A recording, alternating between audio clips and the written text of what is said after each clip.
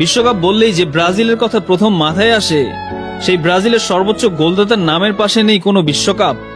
ব্যক্তিগত সর্বোচ্চ পুরস্কার ব্যালন ডিওরও নেই, শুধু নেই। তারপরও কেন মেসি রোনালদোর পর নেইমারের নাম উচ্চারণ হয়, এই প্রশ্নের উত্তর ফুটবল প্রেমীদের অজানা নয়। ব্রাজিল ফুটবলের আদি সৌন্দর্য রোনালদিনহোর পর নেইমারই বহন করেছেন, যেন স্বর্গ থেকে আসা চোখের ট্রিট।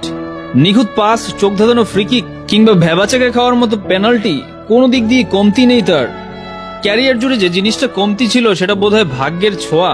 বড় টুর্নামেন্টের মাঝপথে কিংবা শুরুর আগে ইনজুরি থেকে বাদ পড়া, ক্লাবে বারবার ইনজুরির দখল, ক্যারিয়ার জুড়ে এসবই ছিল মূলত নেইমারের নিত্য সঙ্গী।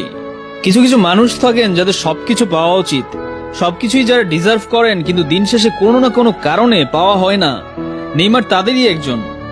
তাতে কি, দলগত কিংবা ব্যক্তিগত বড় কোনো অর্জন ছাড়াই নেইমার কোটি কোটি ভক্তের যে ভালোবাসা পেয়েছেন, এটাই বা কম কিসে।